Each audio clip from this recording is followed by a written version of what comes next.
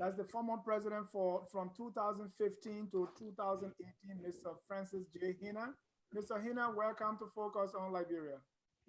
Thank you, Mr. Ja. Thank you for having me tonight. All right. Also, tonight we have our guest, Mr. James Wright. Mr. Wright is the current president of the Liberian Association in Windsor and Essex County. Mr. Wright, welcome to Focus on Liberia. Thank you very much, Dennis. Nice having you. Thank you. How is it there in Canada, guys? It's beautiful here. It's December, so it's winter time. It's getting pretty cold, but fortunately for us, there is no snow on my side of the city yet, but it's pretty cold. And you are in Windsor? I'm in Windsor, Ontario, 15 minutes drive to Detroit City. Oh, okay. So you are right there. Mr. Hinnah? Yes. I'm in London, Ontario. I'm 2 hours away from Windsor and Detroit. It's cold here. It's winter time, but we are still blessed. The snow we have on the ground has melted, and yes, the weather is not too bad here today. It's okay. Gentlemen, welcome to Focus on Liberia. Mr. Hinnah, I had you on the show almost 2 years now ago. Yes. And you were representing, at that time, you were the president of FLAG, that's the Federation of Liberian Association in Canada. Quite recently, I saw the election. You left power and then succeeded by Mr. Leo, and I saw the elections. Quite recently, there was another elections in Canada of a group called the same Federation of Liberian Association in Canada, FLAG. And so I asked you, I said, what's going on? So tonight we are here to talk about that. So let me start by saying, what's going on in FLAG? Well, thank you, Mr. Ja. Thank you, Dennis, for this question. I must tell you, there is actually nothing going on in FLAG, and I will clarify that. Because if you hear FLAG and they say Federation of Liberian Associations in Canada, it's an association with the composition of community associations from across Canada. So it's not by individuals, it's by community organizations, community groups. So it all started in 2014 when we heard about the Ebola crisis in Liberia, and we felt compelled to do something to assist in the crisis. And we were then advised by Jeremiah Shilonte, then the ambassador accredited to the United States, Canada, and Mexico. He came and participated in one of our marches, because we're marching in every city to raise funds to support the crisis in Liberia.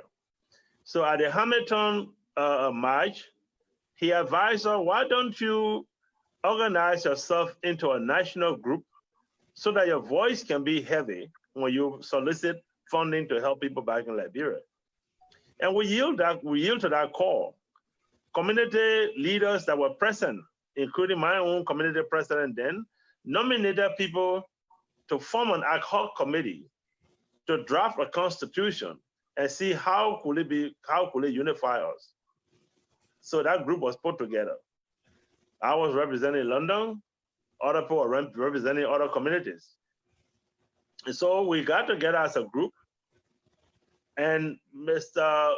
Kelly chaired that committee for us. I was tasked with the responsibility of drafting the constitution to bring us together, which I did.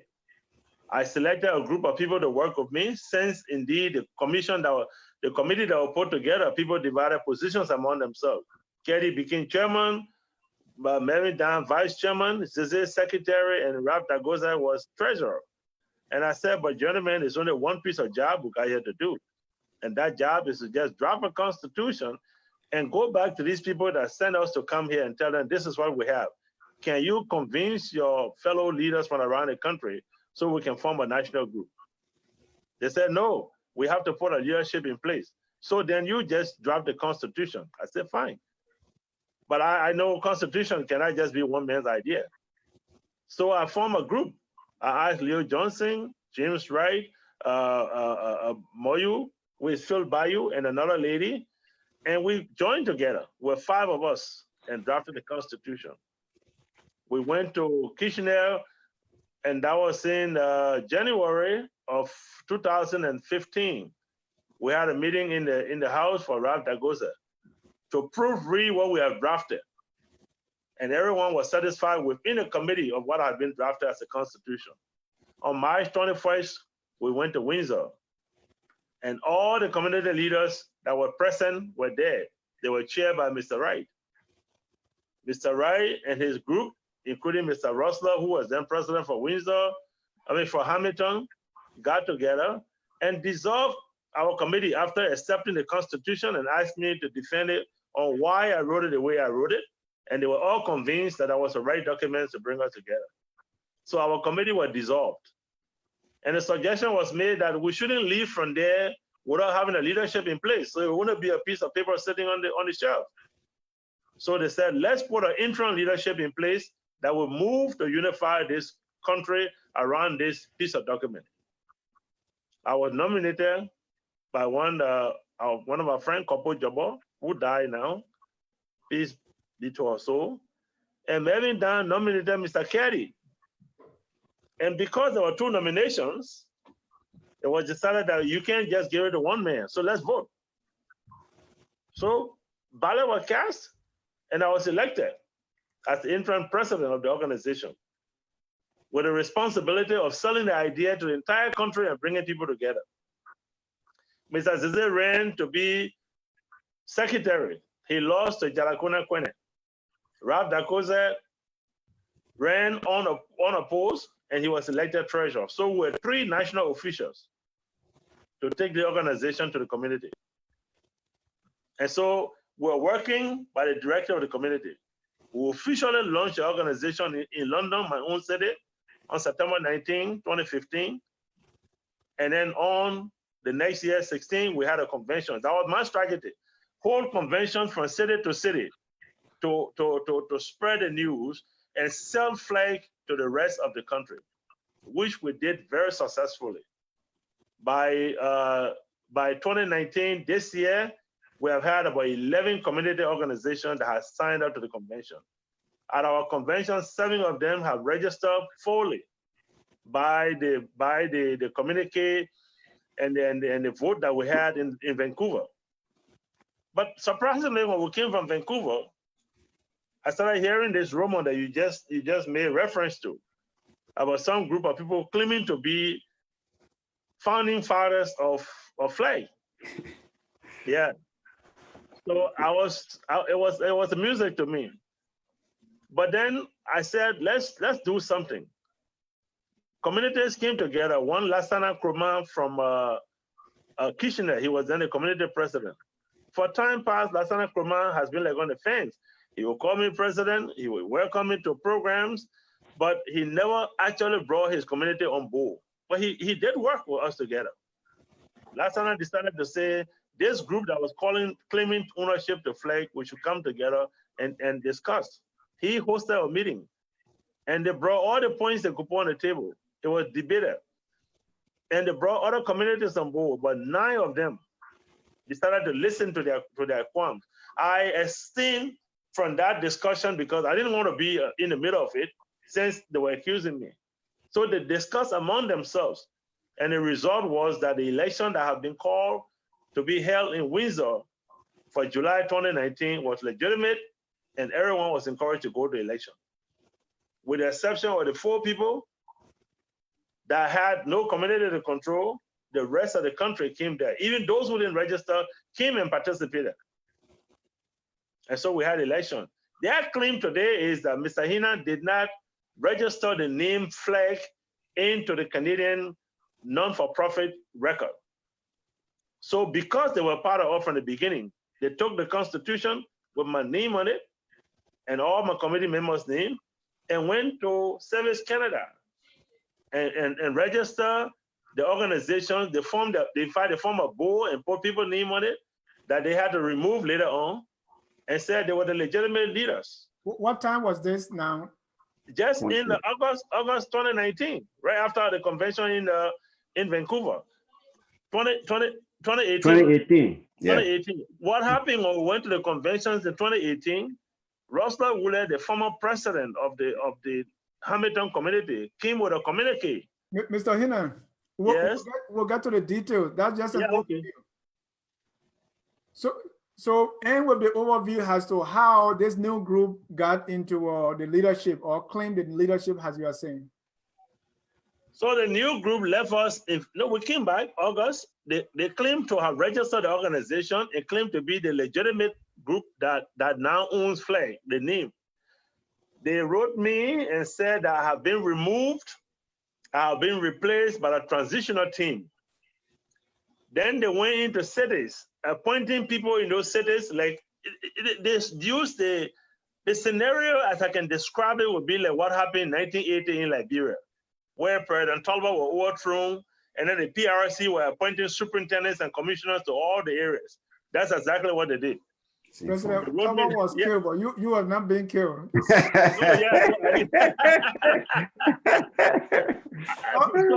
All right, we're going to go into the details. First, I want to make sure that you are sharing this in your group in Canada, so we can have people in Canada who will chime in as well. So please make sure that you share it to all your friends in Canada, in all the chat rooms, in all the groups, so that they will take part. Okay, thank you. That lion can say my witness beyond the house. My witness beyond the water. So let's make this very public as possible. And this was a concern by someone on Facebook. Say, let's make sure people in Canada are viewing this as well. Okay. And I will appeal to all those watching as well. If you got a link, just share with your friends, because we want to take as many questions as we can for anybody tonight that want clarity. This will help us. Yes. Thank you. Before you come in, Mr. Wright, we are sharing the number is 605-313-6004. The code is 791403. And that is posted on Facebook. That's 605-313-6004. The code 791403. So when you call that number, it's going to go to a conference line, get in the queue, and we're going to take the call one at a time, because we want this to be very fair and transparent. I have interviewed Mr. Hinnah before as president of FLAG. So when this happened, we want to make sure that we did not deal with, we were not scammed when he talked to us. We want to make sure he's legitimate, or he was legitimate, and his successors too is legitimate. And whatever issue that is there, let's bring it to the open and discuss. We are all Liberians, and everything we do is for the good of our community here in the diaspora and also back home. So, Mr. Wright. Yes, sir. Please introduce yourself a little bit more. What's your role in FLAG, and what do you know about what's going on? Yeah, so my name is James Wright. I live in Windsor here in Canada, and I happen to be the president for the Liberian Association here in Windsor. Yes, indeed, as our past president just said, everything that he listed down there are true. In fact, most of the events actually took place in my city under my watch, especially when the dissolution of the ad hoc committee that brought into existence the interim committee were done under my watch. All right. So those guys that indeed that he just listed were all members. In fact, Kenny was an advisor. All right. So these are not strangers. So I would like to always ask them, as we have had so many communications and discussion on the issue, when they became, I will always use the word disgruntled, because they got angry because for whatever reason, we don't know, but they got angry with us and they decided to do what they did. So it was like a coup d'etat, so to speak. What were or are their intentions? What were they driving at to do such a thing when they had a legitimate body into operation? If they sidetrack anything that the interim leadership wasn't doing as an advisor, was that the best route to proceed on? So basically, that's what it is. That's where the impasse came about. So as far as they're concerned, when you take a document and go to Service Canada and have it registered as an NGO, then it belongs to you. No, they didn't even have the right to do that. All right. So I hope that they were here, and I hope they could pose some questions, and I hope some questions could be posed to them. Probably they got some explanation. to do. So Right. they're claiming that they are legitimate. No, they're not. They're not, because the structure that flag is based on is surrounded by the regional vice president that some like a parliament, and will represent our people from the various cities. So what city are they representing? Okay. So tell me about the structure of flag and who make up the flag that you are part of. Okay. So the structure is like this. Prior to the formation of the federation, we had various community groups in the various cities and provinces. It was those groups, heads of those groups, that came together to buy the idea for us to form ourselves into a national group called the Federation of Liberian Associations in Canada. So if anyone to own that group, so to speak, it's like the voice of the people will be the parliament, will be from the regional vice presidents. If you don't have them on your side, you ain't got nobody. Like the House being the first branch of government that speak for the people. Now, with their new federation or whatever name they claim to have now, who represent them from Windsor? Let's talk about yours. Who represent you from the different areas? So I am a regional vice president representing my people, the population in Windsor here. So I have a seat. It's a city. Yes, it's a city in the province of Ontario.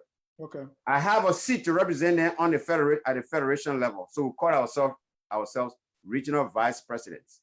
Okay. So whenever we have session, I come back to my city and I discuss. When the impasse started and we brought the information back home, they told us to go and have a discussion. We've called these guys to the table to find out what were their grievances and how best we could address it, because we didn't want any split or anything in the community. Now it has come. So we remain with the people because we want the admiration of the people who represent them. So who do they represent? So that's a question for them. Okay.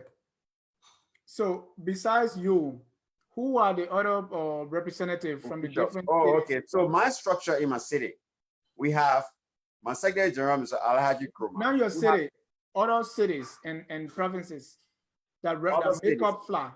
Well, yes. Okay. So I wouldn't want to speak for other cities, but as far as I'm concerned, I'm aware of them. So we have like 9 cities that are registered member of FLAG in about 5 provinces, because Ontario alone has like 4 cities represented there. So Vancouver is on board. We got Edmonton on board. In the province of Manitoba, we got Winnipeg, which is a city, on board. In Western Canada, which is North Atlantic Canada, we have Nova Scotia. They're on board. So that is the group we're talking about. Okay. So with a few handful of guys who came this few days to elect themselves, who do they speak for? Good. And we'll talk more about that group. Let me go back to you, Francis. Yeah. According to documents in my possession, you were selected on an interim basis for 1 year. So after 1 year, your term expires.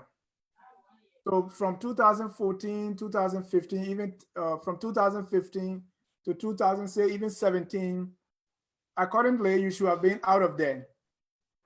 And you were charged with the responsibility of registering the organization, which you did not do, according to what I'm told.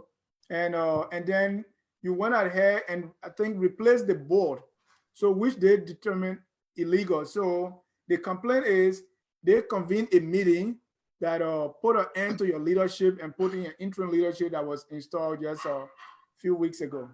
What do you say to that? I think that is complete misrepresentation. I don't have the meanings that you have in your hand, but I can assure you that the meaning from the Windsor Convention that was compiled by the convention secretariat, there is nothing inside, no clause there that gave me 1 year mandate. Secondly, the only way you can register the institution, as was described by Mr. Wright, is to have the representation of the people that are on board. 2 things I would have done. I would have had the first 3 cities that joined the federation to be registered, or use them as the federation to register the organization. But that would not have been right. So the right thing I had to do was to make sure that all the cities across Canada, or at least 2/3 of the cities across Canada, send a representation, form a national board, and then we'll register the organization. It's exactly what I was doing. And the strategy was to carry convention each year, and all the cities were buying into that convention. So like for instance, when we officially launched the organization in London in September of 2015, all the cities across Ontario and beyond, they contributed $500 each to host the convention. The following year, 2016, we had a similar thing in Hamilton. Again, cities contributed $500 each to host the convention. And every time we had one convention after another, the awareness of the organization was spreading far and wide. In fact, that enabled me to get almost every community leader's telephone number, and I started sending mass communication to them. So there was no time frame giving me 1 year to leave. My mandate was to bring the country together with all the organizations and hold an election. Yeah, the registration of the organization was based on the participation of the membership. And I would have done what they did to go and register and start asking people, come and join me, which I felt it was counterproductive. If people buy into a substance and say, yeah, we are with you, let's go ahead. And they pay, even if it was $10 and each city pay $1 each, then they own the organization. But for Mr. Hinnah, I would have registered the organization. It was nothing. I was traveling around this country with no less than $500 for a plane ticket, including hotel accommodation. And I was doing that on my own. So how much was it to register the organization? But my idea was that to register the organization, it must be sanctioned and approved by the communities that have agreed to work together. So that's why I didn't go to register the organization, because I felt it was not necessary. Until when we got to Vancouver in 2018, that's from 2015 to 2018. When we got to Vancouver, it was time to register the organization. In fact, in addition to that, members, rather than just paying for a convention to be hosted, they decided to own the organization, that each city voted to pay $200 annually to be a full-fledged member of the organization and to have a voice to speak. And as I speak to you now, that is a process that's in place. Every city register their membership to the national organization in the amount of $200. In addition, they pay $500 to every city that will be hosting the convention. So that's the level I brought the awareness of the organization to. And I tell you, these guys, they became so disruptive when they came out with what you just read, that I have overstayed my mandate and I needed to go. Every well-meaning Liberian within communities across Canada called them to a conference to tell them that their action was wrong. They didn't just do it to me. They did it to even they did it to even sitting presidents. Okay. They appointed people, they appointed someone in Edmonton as a regional vice president, like Jimmy said, because that was a strategy. When someone wins the election in a city, and that city is a member of FLAG, we appoint that person as a regional vice president. And that's what we're doing. So if they call someone regional vice president that was not elected by that city, it's a coup and a coup the stage. Yeah. Mr. Hinnah, and you see on the screen, I was in Canada last year. Yeah. I met with the president of Edmonton, Mr. Thomas Bome. And what you see there, we're presenting him a gift on behalf of Focus on Liberia. That's right. Okay, so Mr. Thomas Bome is, I believe, is no longer the president. So if I'm looking at FLAG, these are the people that I know. Yes. Who now is your representative in Edmonton, for instance, and all the other cities that make you, that legitimizes that the flag that you are part of is being represented by people from different cities, different provinces, and different areas, like Mr. Bome that I've just shown. Thank you, Mr. Jah. I like your historical analysis. In Edmonton right now, after the election, they have an interim team that they put together, an executive team. all Liberian communities across Canada and other parts of the world that I know are always in a little bit of a crisis here and there, and we got to manage it. So Mr. Bowman is no longer the president, but Mr. Francis Beale is now the interim chairman of the Edmonton community, and the national vice president of the federation, who is the past financial secretary of the Liberian community in Edmonton, also live in Edmonton. Additionally, Mr. Stanley Kwan and Mr. Ruben Tucker, who contested against Leo, are members of the National Board of Directors representing the city of Edmonton. But are they part of the Edmonton Liberian Association there? Yes, they are part of the Edmonton Liberian Association, which is a registered member of the Federation of Liberian Association that is now headed by Leo Johnson. Okay. Yes. So how the passing of power to you from you to Leo, and I want James to come in on this. How did that happen? Who all took part in it? And was this group now that are claiming another part of FLAG, was they part of this election that brought your successor, Mr. Leo, to power? So in response to that, the group refused to partake. After we had several discussions on the impasse, 9 city members or regional vice president under the signature agreed that if anybody in Canada, any Liberian had any grievances whatsoever as regards to the handling of the affairs of FLAG, we should take it to the ballot box. So in 1 year time, we planned a convention in which the election was supposed to take place. That was unusual because normally our conventions, we discuss other things, plenary other things. We don't do elections, but we're compelled to do that because of the prevailing circumstances. So they didn't come up, they didn't put up any candidate, they didn't take part into it. Even though 9 city representatives agreed that they should go and take part and bring the candidates so that we can have this election. They did not take part. Because there was already an issue. Because you talk about the impasse. So when did this impasse start that prevented them from taking part in that election? It started the previous year, 2018. Now we dragged this thing out for a long time when we had the last convention before the Windsor's convention in Vancouver.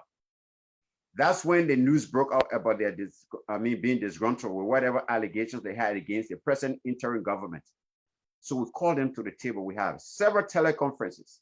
They can acknowledge that. The president for Kitchener, Mr. Lasana, called a conference. I drove from it. It's about 3 hours drive from me. I drove from here, I went there.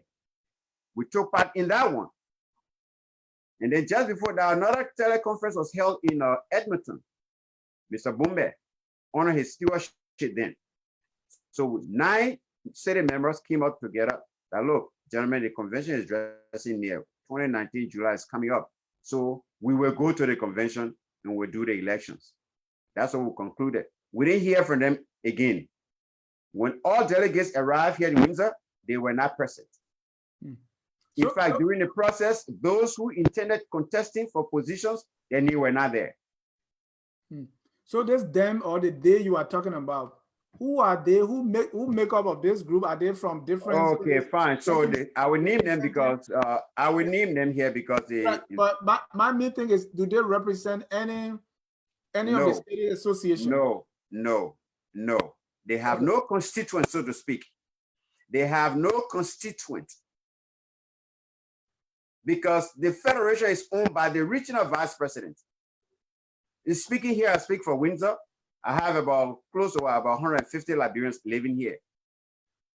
All right. So I conduct my meetings and everything that happens at the federal level, I brief them. If they have any grievances whatsoever, I carry at the federal level. So with some like a representative parliament for them. So when I speak for my people here. So they have no constituents. All right, let me go to Facebook and read some comments. And if you're just joining us, this is Focus on Liberia. We are broadcasting from Atlanta, Georgia. Tonight, our topic is the Liberian Federation, the Federation of Liberian Associations in Canada. They are having some trouble, and this is part 1. In part 1, we are speaking with Mr. Francis Hinnah, former president of FLAG from 2015 to 2018, and also Mr. James Wright, who's the current president of the Liberian Association in Windsor. All Liberia child say, how did you become official after interim leadership? There's a question here from Nancy Reeves. In fact, Nancy Reeves, as I learned, is the new president of the other FLAG. She's asking, what have you done for Liberians since your inception? Why did you attempt changing the original names on the document? I don't know which document. You have any knowledge? Francis? Francis, Yeah, you well, can speak to that. I don't know what Nancy Reeves is alluding to. But in the first place, where James was coming from, the Federation of Liberian Associations in Canada, by its name and composition, is a representation of communities across Canada. Not individual. So, in the communities across Canada send delegates to Windsor at that convention, which I was elected to. Who were the delegates that elected Nancy Reeves? The Federation is not a representation of individuals. It's a representation of individuals by communities. I'm told, I don't know Nancy Reeves. She never contacted me. We have no contact. But as far as I'm concerned, I heard that Nancy Reeves lives in Brampton. And I can tell you, Brampton has no Liberian community. So all of our discussions over the years, I've never heard any representation from Brampton. So Nancy Reeves, I did not make myself interim president. I was elected as interim president. I fulfilled my duty. The reason why FLAG is a household name for the entire country is because of the work that my team and I did. I went from door to door. I knocked on every door, every institution, and asked them to join on board because it was a good thing to have a unified institution to represent us here in Canada. And so if you ask me what I did, I unified this country.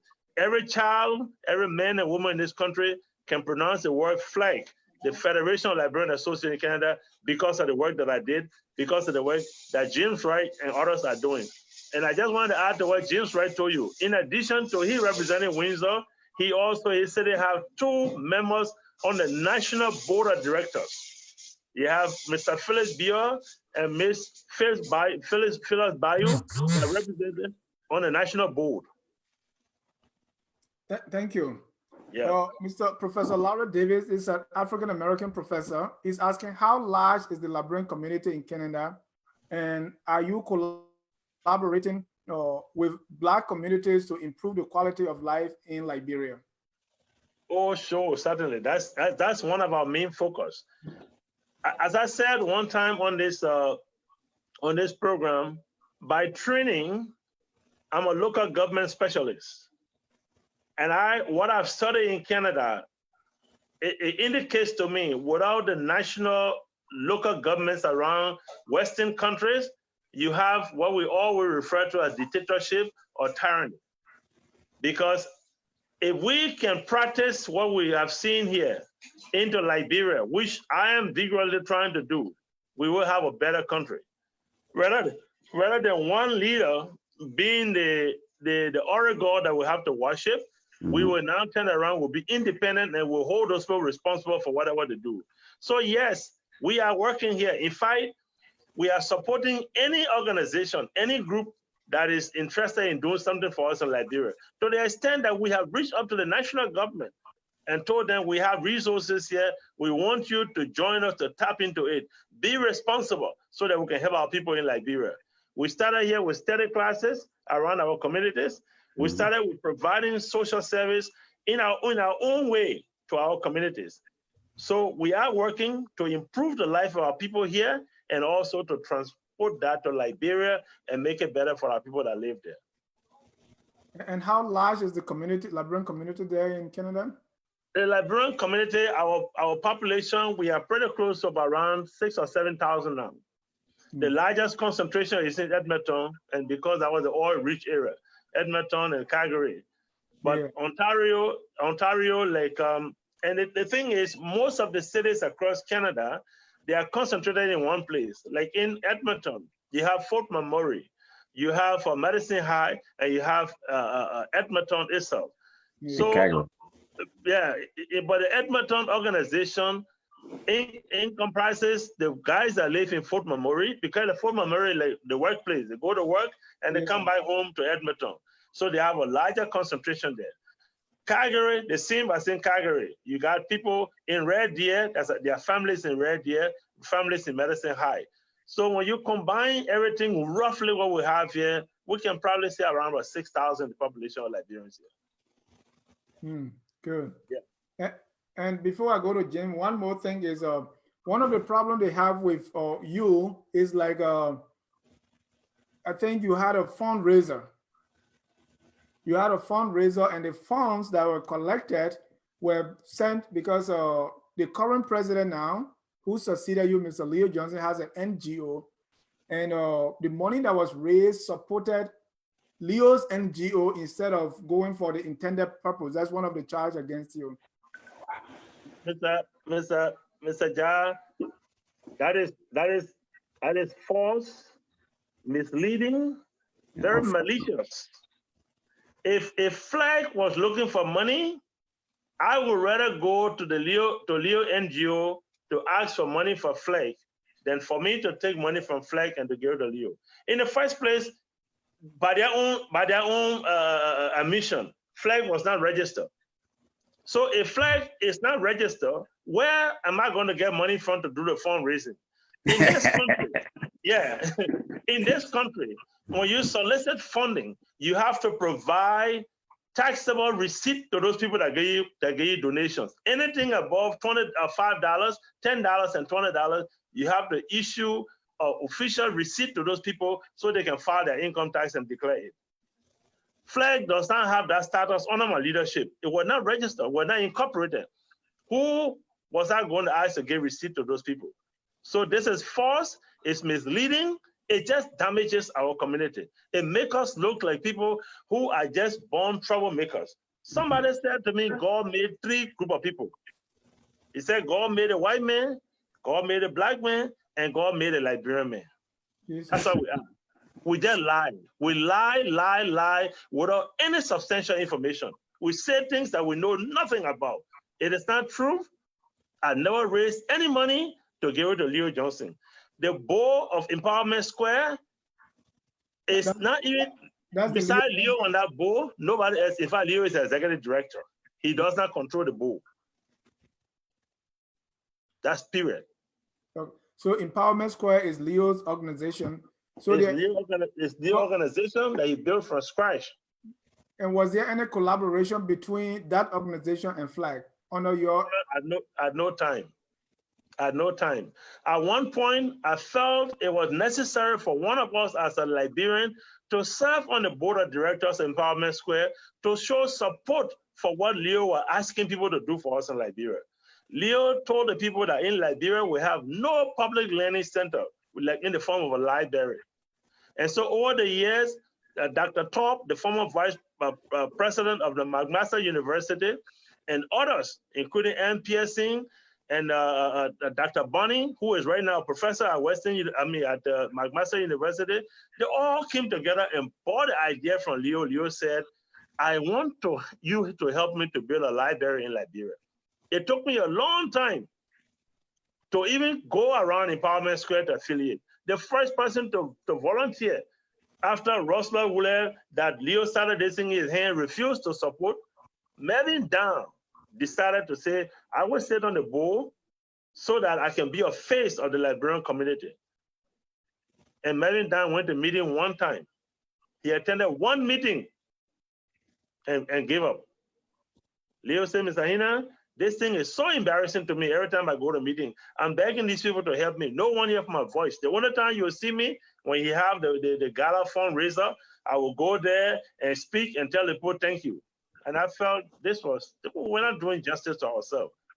So I volunteered to serve on the board, at least to give weight to what's happening. I serve on the board just as a board member. I will vote on resolutions. I will vote on proposals. I don't control any money. If I give money to Empowerment Square, it should be money from my pocket, and most time I give money for benefit. because we buy a ticket to go to the annual dinner. That's it. Like many Liberians that we encourage here. There is no collaboration between flag and Empowerment Square under my administration. Thank you. Leo, it will be an exception because he's now playing a dual role. He's the national president and he's the executive director for Empowerment Square. If there will be a future collaboration, it could be possible. But again, that will be totally transparent. Okay, good. Yeah. James, Yes, sir. sometimes we have all these issues because people don't see what you are doing. Yeah. Always say you don't argue with success. Right, of course. What are some of the things, the achievement, the accomplishment of Fly that you are part of? That because when people are idle, they make a lot of noise. So, what are some of the achievements that people will not be able to argue? How do members of your organization benefit that they will want to be part of you? If not, there will always be noise. Yeah. So that's a very good question. And I can guarantee, I can tell you here, Mr. Ja, that this federation, I'm one of those individuals in whose hands this federation was born. And every documentation regarding the structure and as regards constitution and administrative procedure, everything, my name on it, my signature on it. So when we put the interim government together under my watch, we gave them a mandate to unite because we had in Canada here in various cities, Liberians are kind of sparsely spread around various provinces and cities. So one of the duty was to inform these guys that, look, because when the idea came out, it was like an all Ontario thing. Ontario has a greater number of Canada's population. She got more cities, more developed cities than any other province here, around here. So we didn't want it to look like an Ontario thing. So Francis Hinnah had to go from city to city. And some of those trips, some of us are the donors of some of those trips, encouraging our little resources here and there to ensure that the idea that was born here in our hands, that others get to know about it and understand it, and open avenue for them to partake in it. And we're happy to have from 4 or 5 cities to about 9 registered ones, and we have about 11 that acknowledge the support. See? So yes, we've already put ourselves on the map. We've already put ourselves on the map. So that's a very good success story. Thank you. There's a question here from Edward Amara. He's our West African correspondent. He's asking, how important is leading the Liberian community in Canada? Leading a community whose population is about 6,000 people is rather a Herculean task, especially when most of them are educated. What are some of your major challenges in handling the affairs of this community? Mr. Hinnah. Yeah, Hinnah can speak to that. Thank you, Mr. Ja. Just before I speak to that, I wanted to add a piece that James may have just slipped on when you ask him, what have we done so far? What has been our success? In the first place, at the election of my administration, it was 0 cent when I was elected. So I moved quickly first to establish a website for the Federation at my own expense. As I speak to you, my wife's credit card is still on pawn because that's why we use the first $200 to pay for the domain. We still pay that today from our pocket for sponsorship.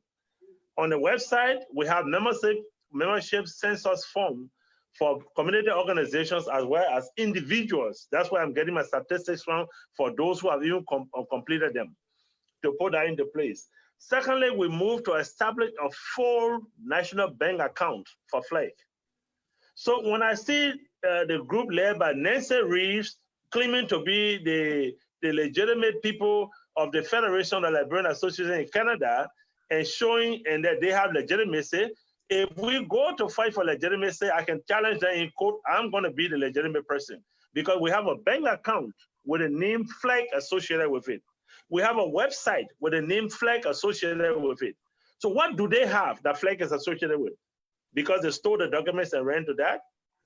So the challenges we have in our communities, and it might seem minute, but this is what people fail to realize. In this part of the world, children go to school based on their age.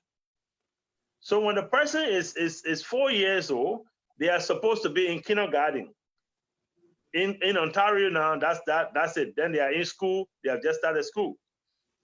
When you move beyond that, if a child is on resettlement from any part of the world, from refugee camp or directly from Liberia, when they enter Canada and they are 5 years old or 4 years old, they're going to put them directly into, probably they're 4 years old, they'll be lucky, they'll be starting with the other students.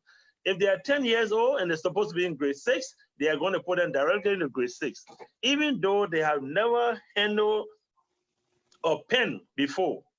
So what we've done is to organize our communities to help with tutorial classes, and they will be able to speak our local vernacular or our local Liberian English. What we say, where your name, where are you coming from? And they won't be interacting with people that will not understand what they are saying. So they will be between us and the academic school that they go into. So that has been one of the challenges, but we are overcoming those challenges gradually. In fact, the 21st program is one of those to combat those kind of problems that we have in the society. The other thing is the way the war came in our country. Many of our people that we find with us here in Western countries, some did not even go to Monrovia. Mm-hmm. And they came in refugee camps, probably they were like 5 years, 10 years old or so. Some were born in refugee camp. They never saw what they call Liberia or what have you. And sometimes they were just lucky or they're blessed to find themselves in Canada and the United States. So what is the orientation? Mothers and fathers were busy finding something for themselves to eat. Hmm. You find the incarceration rate in most Western countries for our children very high because no parental training. Everyone was busy looking for something for themselves. As children come into society, they tell you, oh, when you're 16 years old, you're supposed to make a decision, or 18 years old, and you know as well as I know, 18-year-old, 21-year-old in our country, that's still a child. Yeah. We are still children. We live with our people. Here, when the 18-year-old, today, as I speak to you, my niece that I brought in this country, she turned 18, she left from me. She got 3 children now. I got called today. She's sick. She's sick. They take her to the hospital. She should still be living in my house as my daughter. But these are all the effect, the triple effect of Western civilization that we're moving into. So all these are part of the activities that we do. So we go to homes, we provide counseling for our people, even their job search. Someone will help you prepare the resume. But we, in our own way, can be able to explain to you in our own Liberian way, even how to comport yourself. How do they get driver's license? I took upon myself to take a lot of people here to carry them to get driver's license, to get home, stand for them a collateral, to get apartments to run to. In fact, I established something from the they call it LCCLC, the Cross Cultural Learning Center in London. When I came, my experience was my kids could not use the shower in the bathroom, and I said, no, it's not only my family. It means that many families are suffering from this thing. That was the first volunteer thing I did with the London Cross Cultural Learning Center. We established something called life skills support. And so when the settlement counselor find your apartment for you, you move inside, we come in there and teach you how to use the utensils in the house, teach you where the places to go for services that you can find. This is what we started doing around, and we are spreading it all into flag to move from one community to another. Great. So if you ask what we've done, yeah. And Dennis, I just want to add something to that. Go ahead. You know, Mr. Hinnah just gave a clear picture of Liberians here in Canada or that moved to the Western world of recently for the past decade or so. Now, in my city here, we have problems here. We will continue to do orientation and teach our people the life skills, and we're doing something like that here. For example, there's a little girl here. She got a little son. They say the boy is hyper. They take him to school, then they call her, say, come and get your son because we can't deal with him. She doesn't know better. She go grab the son and bring him home. Now we go there. So some of us are leaders, we go to the school. You are instructed as a school to teach this child. You say the child is hyper, but that's why we have sociologists and psychologists in the school. Yeah. You can send a child home, but they don't know these things because they're young and they got involved in the family matters. There are others that are here. I always tell them, guys, Liberian population in Windsor will brand new. It will hurt my heart to find any Liberian behind bars because of you committed crime, knowingly or unknowingly. So we work with them, workshop. We have, there's a multicultural, there's a guy in the police force. He is responsible for multiculturalism as regards the law. We call the guy in, explain to our youth, please. They say the ignorance of the law excuses no one. I don't want my youth to commit any crime, drive drunk, caught with whatever substance unknowingly. So all these things are how we mold our people. That's why we win the admiration of our people. So these are some of the things we're doing. These are some of the challenges that the status of the Liberians here. Right. And we'll talk more about that. We almost hour now. Let's go back to this registration. There's a question here from Angie Harrison McCarthy, or Helga Angie Harrison McCarthy. Say you could not even register the organization, and you are claiming legitimacy. So back to this whole registration thing. Let me speak to that before my boss speak. Yeah, you know, here in Canada, look, they take the whole registration thing as though it is anything illegal, that if you didn't do it, that means you can't be recognized. No. Here, when you form an NGO, here you can operate. We call it under the umbrella. The only thing you will not do, you cannot receive donation to a certain extent. Now, registration is not much of a problem. Do you have a financial accounting officer? Because once you register, whether you receive fund or not, every year, Revenue Canada mandates, we got to see your financial records. Now, these are some of the problems we have with our Liberians. After the interim, and we put it up and the officers into power, when they left from here, guess what? After the first year, almost everybody was dormant. How will you give me a responsibility after, as soon as I leave, say, this man was just confirmed as minister. As soon as I confirm, I took my paper, I'm done. What happened to the ministry? Who take pay or what? Not zero. And I'm working on the instruction, Mr. Jah. What will you do? You have me replaced. You will definitely have me replaced because there is no support. So these are some of the problems we had there. So what has the registrar to register? It's a crime. If we decided that we don't want to register flag now because we don't have people to perform certain role as financial individuals, or we cannot pay the services to be on par with Revenue Canada, is that a crime? It's not a crime. So how did this group get to register and you couldn't do it? So this is wherever was their motive. You know, motive drive people to do things. You understand? A lot of people that are forming NGO, we came here first, you know, Liberians. Group, they put paper and the paperwork together. Oh, are we doing transshipment barrel?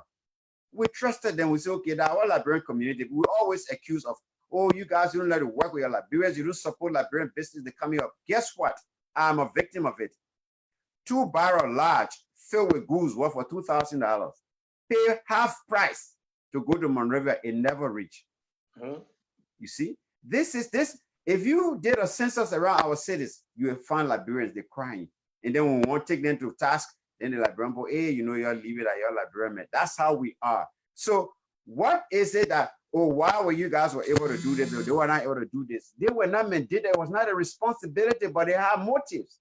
Wherever the motive is, it's not for the success of the community. If it was, then they should have gotten to the nitty-gritty of the problem that they claimed they had.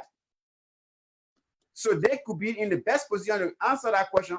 What were the motive? Will registering the organization cause for you to have a representation in Windsor? No. The people in Windsor know you? No. Do they trust you and trust the administration? No. What have you done for them? Zero. But Mr. Hinnah, what gave them the legitimacy? What were the requirements which they presented to be registered? Thank you, Mr. Jah. When we formed the ad hoc committee, Honor Caddy, when we came up with the name, the Federation of Liberian Association in Canada, we did a name search. The knowing search was done with Caddy and the ad hoc committee. Who's Caddy? Theophilos Caddy. Theophilos He Caddy. was chairman for the ad hoc committee. He was chairman for the ad hoc committee, who ran against me for the interim leadership election position. And lost. So when the election was over, when I was president, Kerry sent me all of the information. Mr. Hinnah, we've done the name search for this name that we want, because that's what you do. If you decide that my radio station will be registered as an organization or as whatever it is in Canada, you first have to go and plug in that name. It costs like about $20 to do the search. If no other person is using that name, then you are clear to register your organization in that name. So what they did in the first place was they prepared a letter when we're going to the Windsor Convention. They have prepared a letter to the Windsor Convention stating that the convention should just bless them and they should continue on as the leadership of the Federation of Liberian Association in Canada. That did not work. I still have that letter. That did not work. It was at that convention that when the committee was dissolved and did not grant their wishes to sanction them to be the leader, and nomination was made from the floor, we had to go to election. At that point, whatever they were claiming was irrelevant. Now, how did they get the name? Because they were part of the process that did the search to find the name, and they were in possession of all the records that they transferred to me when I took over. They still had copies of it. All right. So they just had to go back online and check that, oh, this name had not been registered. And then quickly they did that. Right. And even before doing that, Kerry had left this country in 2016, right after the first convention in Hamilton. In August, we had it in July. By August, Kerry left this country. He left and went to Liberia. I didn't see Kerry until 2018. He was there when he called to tell me that his wife had passed away. And I rallied around this community in this country and raised money to send to him to help him to bury his wife. So they were in possession of the copies of the records that we had, saying that that name called Federation of the Liberian Association was clear. Why wouldn't it go to register, like Angie is asking? Angie Hosmer John McCarthy, who happened to be the president right now for the community in Ottawa, was present the day we decided to form the ad hoc committee. That was the first time and the last time I ever saw him in a discussion to bring FLEG together. So for people to be telling me that McCarthy is a founding father is a ludicrous. I don't want, there's a question here still on the registration, because I don't want us to downplay the importance of having the organization registered. So I didn't register, I didn't register the organization, as I said to you from the beginning, because I wanted a mandate from the communities that have signed on to the association. You were already given the mandate from the beginning, as I understood. But that's not true. Okay. There's no document to prove that. Okay. My duty was to unify the country. The minutes are there from the convention. The minutes are there from the convention, Jack. We can send it to you. There's nothing like 1 year clause. There's nothing like register the organization. The idea was to bring the communities together. And at that point, like now we have about 11 communities on board that have registered and they have sent representation. They have already formed the national board. Now they have a board chairman, they have a vice chairman, they have a treasurer. That board of directors is what Leo is now reporting to. Every time I was crying, I need an organization or a group of people that I can report to. I can report my activities to. In 2016, at the beginning of the year, I said, we don't have any fund to operate. I have established a bank account. I put my own money inside, it's open. All the community leaders can tell you, when anybody wanted to make a donation, they had a bank account to just walk to the bank and deposit the money. And I was not allowed to withdraw a dime from that account by myself, unless one of the persons signed with me, the treasurer or the secretary, before I could withdraw a single dime from the account. That's establishment of accountability and trust. Right. So Mr. Hinnah, yes. So from 2015 to 2018 is a long time. Is there something that you regret? Say, I really hope I would have registered this organization. Is there something that you have a second thought that you wish you could have done that you didn't do? Let me add something there. No, I have no regret, Mr. Jah, because I think I did the right thing. I did the honorable thing. And even the communities are still supporting today because they know I was honorable enough and I did the right thing. I don't regret. I don't regret. If that name, if the federation name has been taken, the first thing is attach the name to the bank institution. If you go to the bank, you will see the Federation of Liberian Associations in Canada as a community organization. It is there. If you go on the website, you'll see flag is on the website. So legitimately, I'm already in the system. So going to register and get an incorporated document. In Canada, you have two systems. You have an unincorporated community organization, and you have an incorporated community organization. When you are unincorporated, you are legally known as long as people can identify with you. Like in our case, they deposited money in the account. They went on the website with public information there. They registered there. That's legitimate. That's why in here you got marriage law and you have common law. You and the woman stay together 6 months in the house. That's your wife. Everything you own, she own it. The law protected the same way. So it is with the corporations. You have an unincorporated organization and you have an incorporated organization. When you incorporate it, you have to start performing the legal and account duties like James expressed. So if you are not registered or if you are not incorporated, are you still in compliance? Yes, but you don't do the financial reporting because you're not allowed to receive any donation from any institution.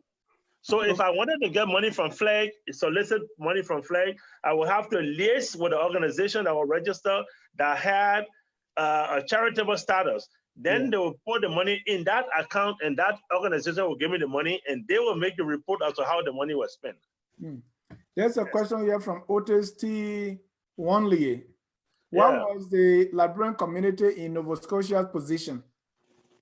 The position of the community, Otis Wanley is the president for the Nova Scotia community that I work with until today's date. The Nova Scotia community took a position, they were in between, but they supported every decision or every action that we took. When it came to convention, in fact, 2017 convention should have been held in Nova Scotia because you are just showing one of those pictures, the lady in that brown African suit that holding the children, she represented Nova Scotia in person. And from there, every other convention, Nova Scotia has been represented by Mara Kamara, Mara Keita. She's been to all of our conventions.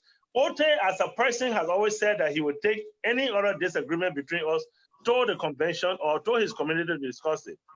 Of late, I know Otis clearly understand the difference now between the flag that are headed and the people who claim to say they register up to this point.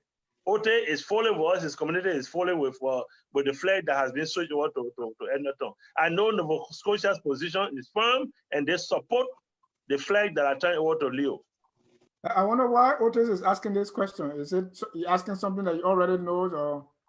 Well, when the issue started, John McCarthy and other people thought that they would sway Otis to be with them. And Otis wanted to be clear on what was happening, especially the issue of registration that you just brought to me. Otis was one of those that asked question, why wouldn't register flag like you just said?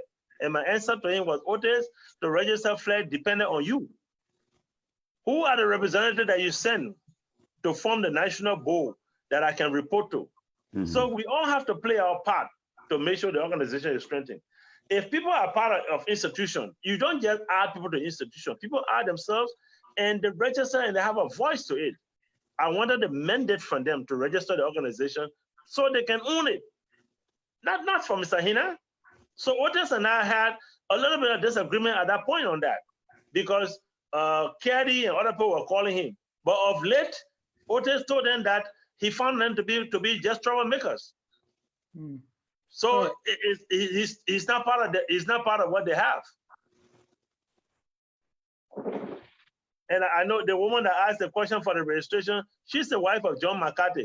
Let me ask her a question. Why is it that since John McCarthy was elected unopposed as the president of the Ottawa community, why is it he doesn't hold community meetings? Edward Doe said there is no such thing as unincorporated organization. Question. Unincorporated. Okay. Unincorporated. Yeah, he's in the DC area, Washington DC. He said there is no such thing. No, we have it. We have it. In America, you know, The system here, that's why one time during elections here, we're discussing our electoral process on this side. We try to categorize what political system that Canada has. If politically and economically we just concluded that, look, what we have existing in Canada is somewhat we call monarchical or what? Democratic monarchy or something like that. Here in our country, when the president comes to power, your first year or second year, they're not impressed with you, they call for early elections. Yes. Oh, yeah, we call for early elections. And if you lose it, you move out. Yeah. Not because you're elected for 4 years or 6 years, no. So the system different. We have here unincorporated organizations are here. The government of Canada allows us to operate like that. You can do that. You limit your participation as to how much funds you receive and what you do. That's what that's it. So the system is different. Okay, let me read another comment from J. Alberto L. Wright. Do you know him? He said, this administration spent 2 years hijacking basement parties and people in the community to pronounce their positions instead of doing the work required of them.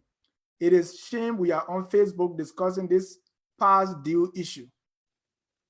I think Alberto might be referring to a lower community organization. I don't know who J. Alberto. No, I don't know him. If I can link that right name, I will have one right in Windsor and another right here in London. I don't know, but I can tell you, there is a right that has been president of the Liberian community in the city that I live for the past 14 years. And yesterday, he unanimously said he was declaring somebody as the next president. So that's what I can say. But I know I never held a business party. Fleck never hosted a business party. If I went to a business party, if there was any, it means I went there about an invitation of the community. Fleck never hosted a business party. In fact, I held conventions. I had conventions around the country from city to city, from coast to coast to coast. That's what I did. And at the convention, look. Are you saying your party was not in the basement, was on the first floor? My parties were held in halls. They were held in town halls. And yes, they were never held in basement. We have legitimate parties. We don't hold it in basement. I'll tell you what. So how do we, first of all, let me ask about this current administration headed by Mr. Leo Johnson. Where is Mr. Johnson, and what are some of his activities now as president of the community flag? I can speak to what I know. Mr. Johnson is currently in Geneva, Switzerland by the invitation of the United Nations. So he's there on the conference. And secondly, Mr. Johnson has a platform that has been laid out that every community leader organization has. We are raising $10,000 as our first target this year. And the objective is to provide scholarship for girls in Liberia so that they cannot drop out of school. We want to make sure that they use that fund to support them to go to school. In addition to that, we're not forgetting Canada that we are part of. We are also strengthening the capacity of communities across Canada. What has happened in the past, including in my own city and previously in Hamilton, in Toronto, there is no Liberian community organization. We want to strengthen the capacity of people like-minded, bring them together to have the community structure to go back. So Mr. Leo is doing that. I'm not playing an active role right now, but I told them, whatever you want me to do when it comes to that, I will do it. I will do it for you. In Hamilton, there is a name ringing, Rosla Wule.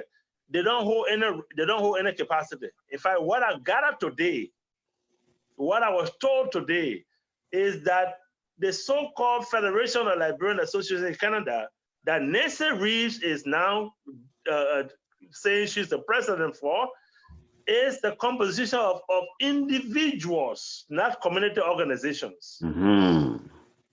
So I was told by someone today that Nancy Reeves is saying, they say, Nancy Reeves, where are your bases? Which are the cities that are supporting you? And Nancy Reeves said she's not heading the organization that is granted by community organizations. Rather, they are recruiting individuals. So I don't know. So that means the objectives of the two organizations, though they might be synonymous in names, but it's completely different. We are strengthening communities. We want to make sure when we come to Windsor, the people of Windsor are rallying around James Wright and his administration and empowering James Wright to tell us that, hey, look, we need water, we need whatever they need, or we need to send this into Liberia, and we can help to strengthen their capacity to do that. Whereas necessary will be strong enough to deal with 6,000 individuals one-on-one. That's good. Okay, let's go on your next steps. What are you guys going to do about this registration business? Because I think that's a main sticking point. Do you have any timeline as to when you're going to get flag registered or incorporated? Well, you can't have two organizations. You put yourself on mute by mistake.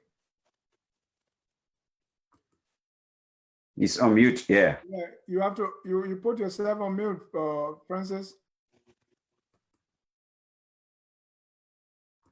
He touched something, yeah. Okay, Francis. The administration, through the board of directors, through the board, can decide to change the names. Francis, yes? you were on mute, so you have to start over. Oh, somebody was calling my phone.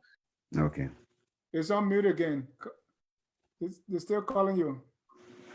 Tell the board to stop calling your phone, man. Hello, Dennis? Yes, yeah. Go ahead. You laugh. The president from Kishinev keep bugging my phone. Let the president call the number, call the line and talk.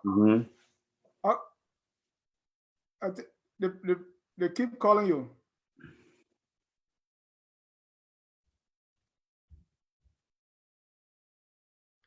All right. Nancy is asking, have you received the lawyer's letter? I think there's a lawyer writing you. If there is any letter coming from any lawyer, we'll receive it. Not to press time, not to the knowledge of all the regional vice president. So our president is not here right now. He's in Geneva attending conference. So yeah. Sorry, Dennis. Yeah, tell the regional vice president to call into the show. We posted the number. I know. Yeah. I just told him that to call into the show. Yeah. Where was I? We're talking about your timeline to get the organization registered. So now I'm no longer the president. Okay. I'm no longer. I know I'm talking about. Hello, Dennis? Yeah, go ahead. Yeah, I'm on. So the timeline for now, I don't have a timeline for now, because what I wanted has happened. It's no longer Francis Hinnah. It's now the board of directors. Every registered community within the Federation of Liberian Association have two nominations or two representatives to the board of directors. So Leo administration, the executive, will appeal to the board and say, this is a situation.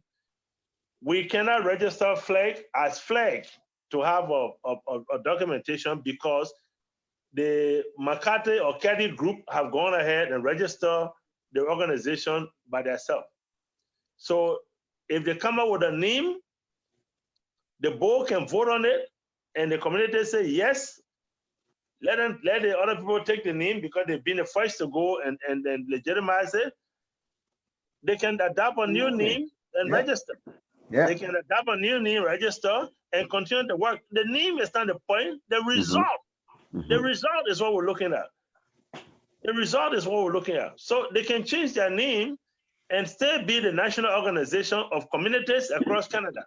So probably that's what they're going to do.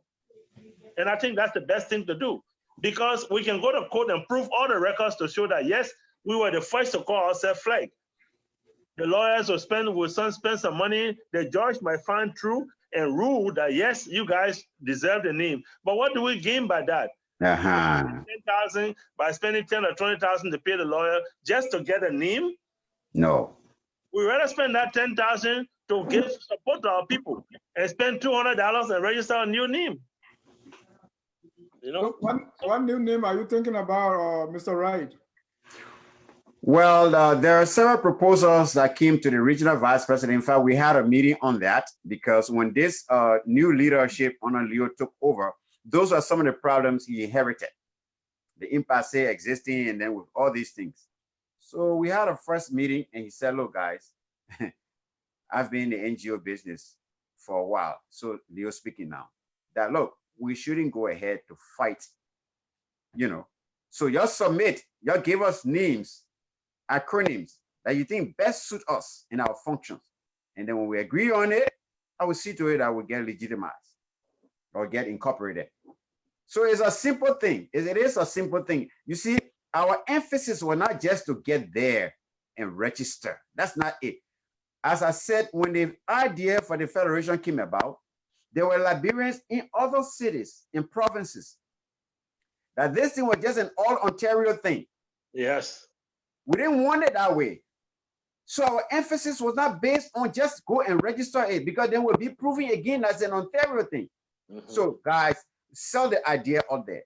Explain it to the people, go from province to province, city to city, let them get involved and let them advise.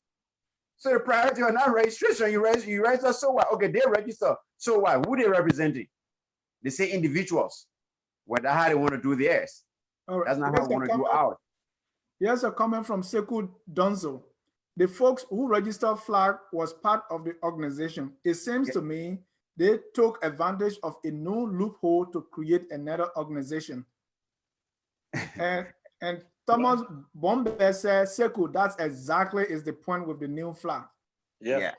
Because those guys, imagine when they were the Caddy group, because Caddy was the one that started the whole impasse and stuff. They made a vasa. Some of these guys were given the directives by the interest to have access to certain documents and perform certain tasks, as Francis Hinnah just stated. Okay, so they decided to do that. Time is almost over. We have our first caller.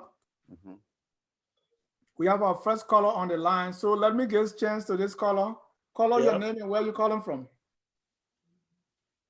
Hello, this is Nancy Reeves. Professor Reeves, welcome to Focus on Liberia. Yeah. Thank you so much, Dennis, and hi there to Mr. Hinnah and Mr. Wright. Thank you. I just want to make something, that's pretty good. Okay. I just want to make something clear here with respect to a statement that you made, Mr. Hinnah, that I was asked a question. About flag, and I said that I'm looking at individuals. First and foremost, this is why we have come to where we are, because we tread on lives too much. We left Liberia as a result of a war that had brought us here. We need to do that which is right. Now, we can even take that home. I hear you talk some good things, which is great. I'm still wondering why you did not register and other things. It's still wondering in my mind there. But when you say someone asked me a question and that was what I said, that is a lie. And you can't come on air and lie like that.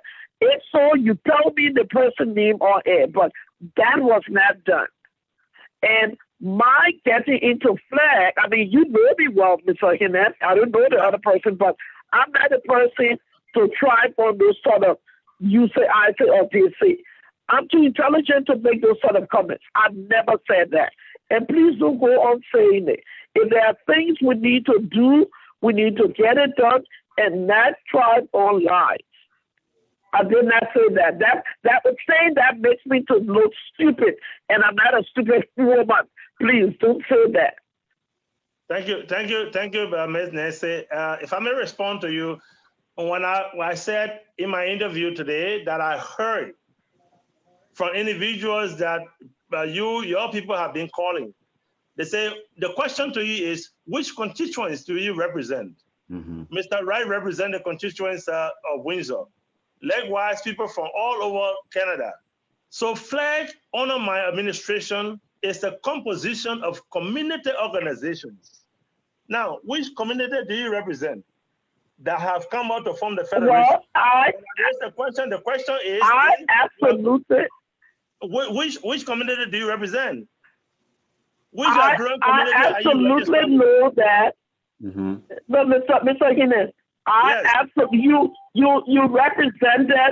you represented an organization with many communities that was not registered, did you try on a law that you could go on for 3 years with no registration, collect money, and do go anywhere with it? Where is your office in London? The first thing I did a convention with a room filled up with people. I'm coming with a room filled up with people. I mean, women coming up to me and telling me there is nothing being done. All those people were lying on you. Hold on. Were they all lying on you? Mr. Hinnah? Okay. Yes. Professor Reeves. Were they all lying on you? Yes. You ran an organization that registered. You had to link with another association to raise funds. That's not true. What does that mean? I just made it clear on this interview. You just said it. You just said it. Let me take control. Yes. All right. Okay, Professor Reeves, you are the president of the other flag. The reason for forming this is it because I am absolutely I am. Okay. I am, and I became that because of the someone may call it loophole, but I just found it very suspicious how things were going on with the Hinnah and undone. I mean, Mr. George just asked the question: how will you be going on and on and on without the register? But you say you're raising money, you're doing these things.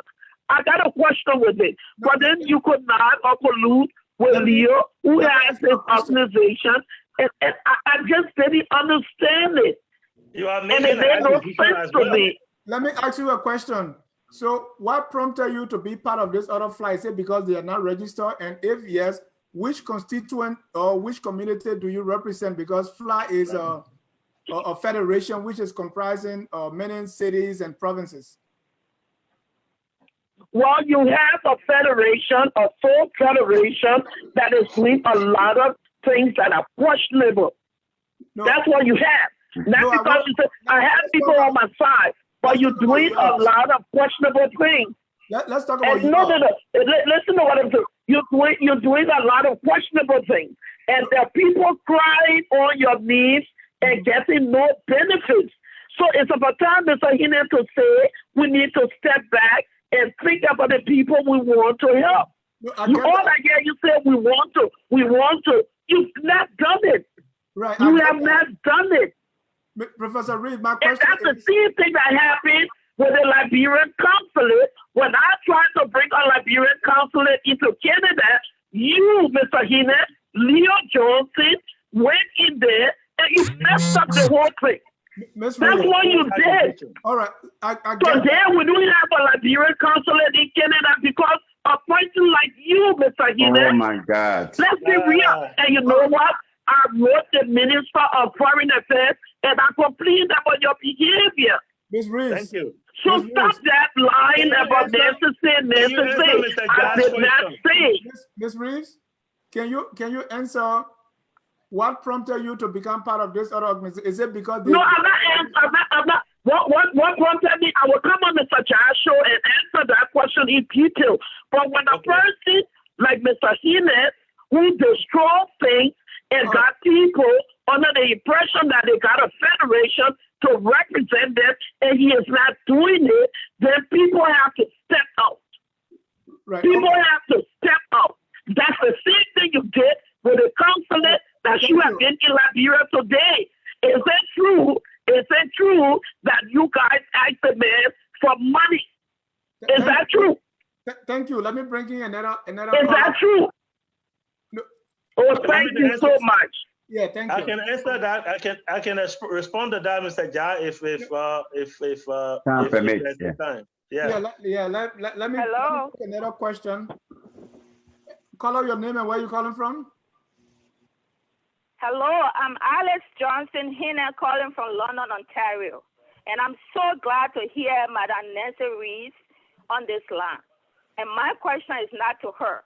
My question this evening is, all those guys that formed today the so-called flag they are talking about, were they not part of this administration as advisors and other positions? Thank How you. come they did not come to us and say why are we not registering this organization since they Thank didn't you. have an ulterior motive? Kelly Very was an good point. advisor. Why Very didn't he say, Mr. Hinnah, let's register this organization? That's my question. Okay. And they are not here now, but they're going to be on next. That is the part 2 of the show. Thank you. Yeah, but they talk to Nancy Reed because she's coming up here and explaining herself. I have not seen Nancy Reed in any convention. I have not seen her anywhere. And we know her track record. I know where you came from Winnipeg. You know what you did there. So don't be putting our face here. Mr. Hinnah did not accuse you. He said he heard. And we're still listening. We're all listening. Thank you. Mr. Jar, can I provide some clarifications on the acquisitions that Nancy Reed just made? Okay. In the first place, Nancy Reed accused me of not registering the organization, which I've explained over and over and over today on this show. Nancy Reed, that's why I asked her the question, which constituent do you represent? Like you asked her the question. If you are the federation, then so which organization or which community are you representing here? Mm-hmm. That question was not answered that you put to her, and she will not answer me. And I want to specifically address the issue that she brought up of consulate. She told a lot of food or a lot of material in this thing here. Francis Hinnah, has been a vanguard of making sure that we have a consulate here. In fact, on one of your programs up to today's date has brought a rift between me and the former ambassador, Jeremiah Shulonte. Because I said, if I were the ambassador here, accredited to the United States, Canada, and Mexico, I would have established a consulate here in Canada without going to speak to the foreign ministry in Liberia. I would have told them the success I've done because those 3 countries were the area that are represented. When the information came to us from Ambassador Shulonte to find someone to be an honorary consulate in Canada for Liberia, that they would not pay the person should spend their own money and open the office, they should provide their financial statement. I put out the interview up to every bona fide Liberians and Canadians that want to apply. Yep. I was informed by by Prince Wright, who happened to be the community president in London because I lived there. And Prince Wright said Nancy Reed would have been someone for that position. I said, let her apply. We interviewed everyone one by one. The person that we accepted, there was one Rob Davis at the time. Rob Davis did not provide the information that we needed for. We went back to conduct another interview. This time around, another man, Rami, was selected. He provided all his financial information, so everything that we needed, that he was capable of establishing the consulate, employ 2 Liberians, and provide services for Liberians here in Canada that they didn't have to send their passports again. And who's that person? One Ramin, he lives in Hamilton. He is the owner of the Big B. Is he a Liberian? No, he's a Canadian. Okay. It was open to both Canadian and Liberian. Okay, let's go to our line. I don't want us to dwell. So let me line. Yeah, we got another caller on the line. Let me unmute you. Caller, your name and where you calling from?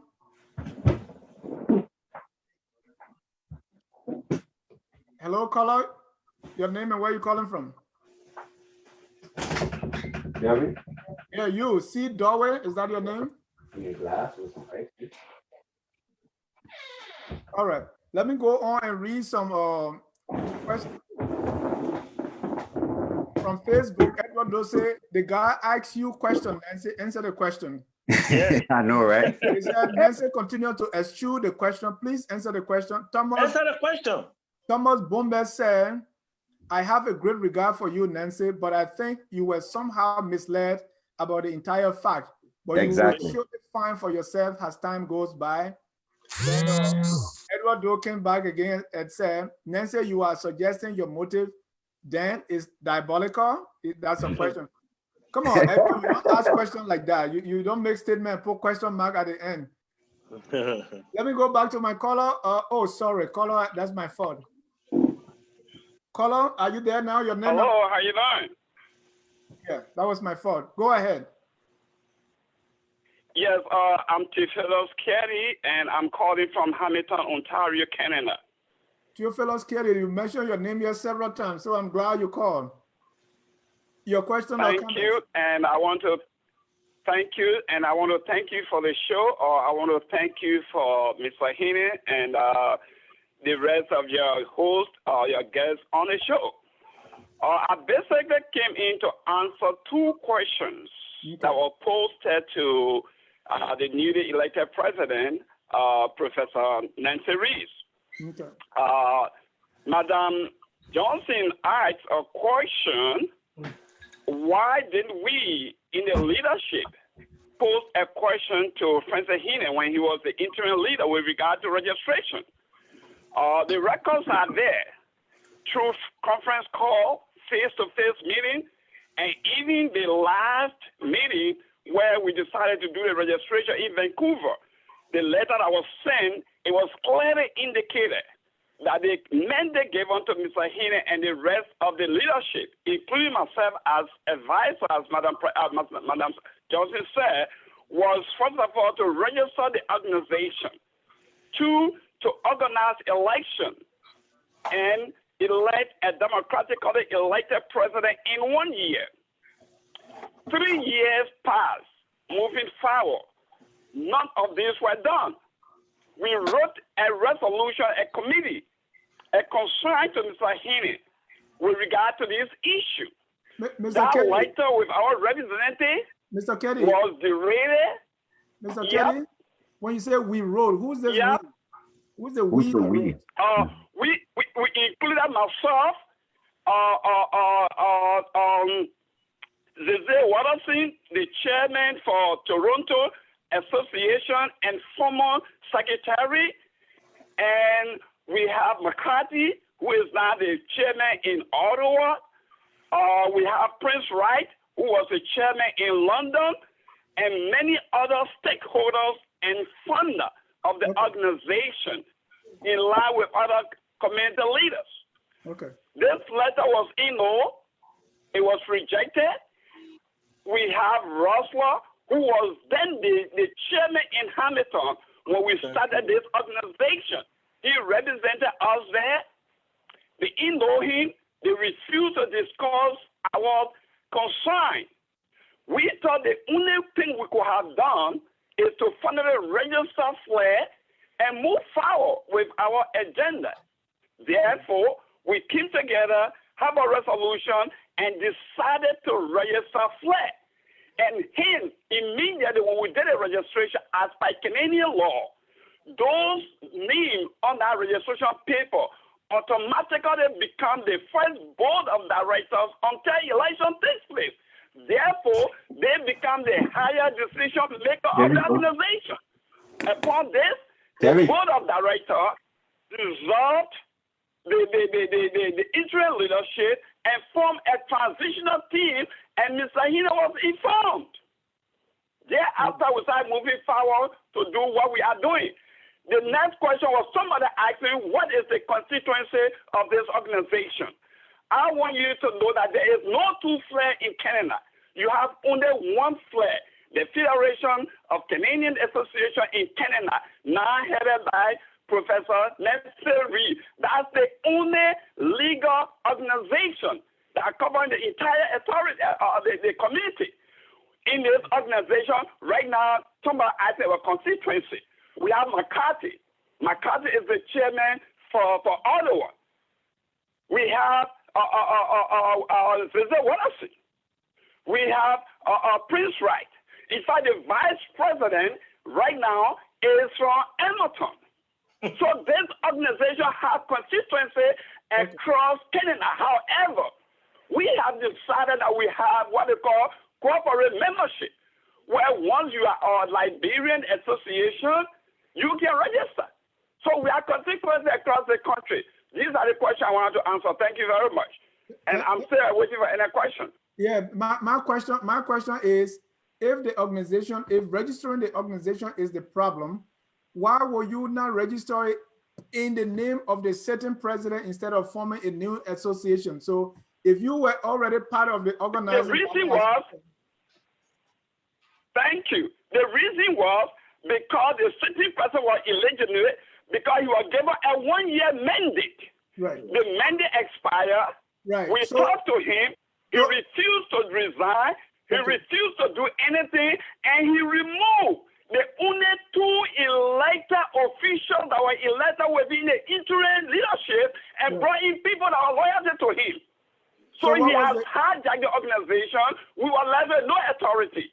So what was the process of removing a leader who legitimacy or whose interim leadership expired? What was the process set forth by your constitution to remove him? Thank you. That's one of the reasons. When he was leading by then, the constitution had been drafted, the organizing committee had approved it, but it was not yet ratified. Therefore, we could not work with the constitution. His mandate was to ratify the constitution by sending it in the various community to endorse it and have an election. Then the democratically elected president will work within the framework of the Constitution. So in the outside of the Constitution, there was no other authority to remove it because the advisor were appointed by him, including myself. When I became strong, in IPE to implement the mandate, he removed me as an advisor. So there was no authority to remove it. Therefore, the only authority that could be established is by our registered organization. When we register the organization, we now have legal board members who have the authority to remove it. And that's what we did. Thank you. Let me let Mr. Hinnah respond, then we can take leave of you. Mr. Hinnah. Yeah, thank you. Thank you, Mr. John. I think what Mr. Caddy just laid out to you here is no different from the coup d'etat that I just explained to you. You asked Mr. Caddy the question, what was your legitimacy for removing Mr. Hinnah? Mr. Hinnah was legitimately elected by the delegates of the convention in which you participated. You ran against Mr. Hinnah, you were defeated. This is nothing else but a counterproductive counter-coup at the stage. These people, the people he's naming, Rosler is no longer the president of Hamilton. John McCarthy, I just challenged you right now. He cannot even hold a community meeting. When Donzo spoke to you that these guys did a legal thing, Donzo is the chairman of the board of directors of the Liberian community in Ottawa. When John McCarthy behaved, it's Donzo who can call me to forget it, to not apologize. All the allegations made by Mr. Kerry is false and misleading, and necessary is false and misleading. And let me just state to you, 2016, I mentioned to you when Kerry was appointed to be my advisor. Kerry left Liberia. He left for Liberia. Kerry left for Liberia in 2016. I did not see Kerry until 2018. Where was he advising me to register the organization when he left 2016? Right after the first convention in Hamilton. I didn't see him. Thank you. I can tell you, yeah. I can tell you, Mr. Hinnah, I have the emails, I have the paperwork, I have the record on the conference that we have. Number two, you did not defeat me at the convention.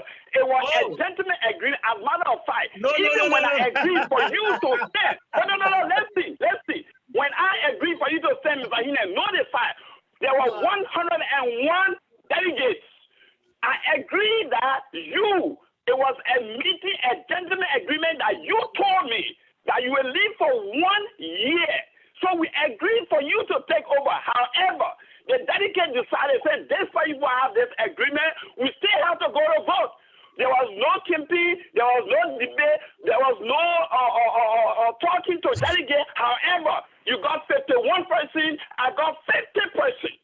Because it was already agreed upon. So when you talk about defeat, if it was real election, Mr. Hinnah, we would have done recount. All right. But because we have agreed that you are taking over already, nothing was matter.